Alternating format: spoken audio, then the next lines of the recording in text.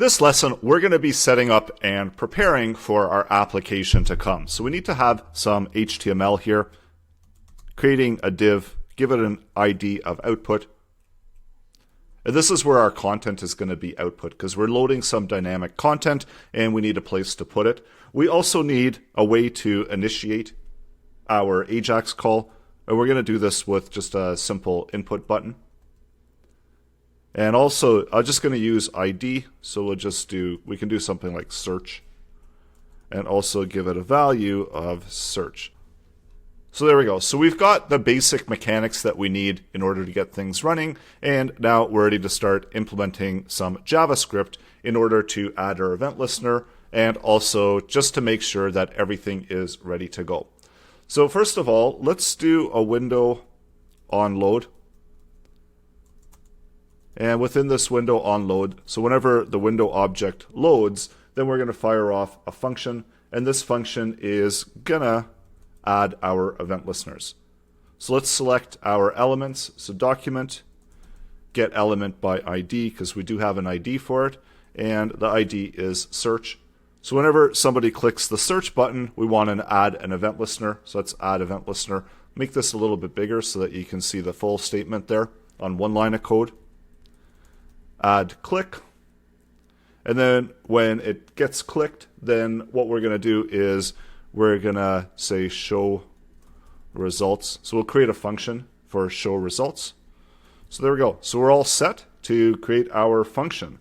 So next, because we're calling to a function called show results, we need to create that function. And we don't need to pass in any parameters because all of this is going to be done on the fly. So in here, let's just do console log and clicked. Usually what I like to do is I like to use console log in order to make sure that everything is hooked up properly. What we want to happen is the user to have a button here that they can click, and when they click that button, then it fires off the event and returns back this function, which is the console log clicked.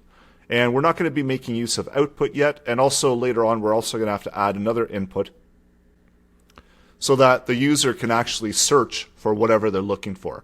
But for now, we're going to keep this as is and try it out. So that's always the first step. Make sure that everything is working. So you've got your core mechanics up and ready to run. The reason I added the window onload, usually I like to make sure that the document has loaded. So window onload is usually good enough to add in those event listeners. You could also just do it by document, get elements by ID, search, and then add in that event listener as well. It's going to work most of the time. In case you put your JavaScript above within the head section, it's always a good idea to make sure that your document object has loaded before you try to select those elements and add event listeners.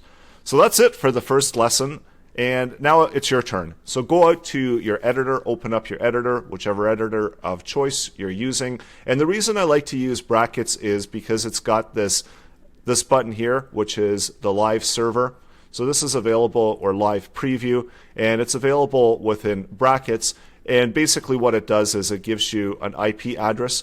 So instead of using the protocol, the file protocol, which normally if we opened up our HTML page in the browser, we'd be using the file protocol, it allows us to have an HTTP protocol. And this is important to understand for AJAX because you will, depending on the browser, encounter some errors occasionally if you're trying to use different protocols. So it's always good to stay with the HTTP protocol or set up a local server and run it off of there. So run your file off of there. So next lesson, we're ready to jump in and start connecting and adding even more functionality. So all of that is coming up in the next lesson.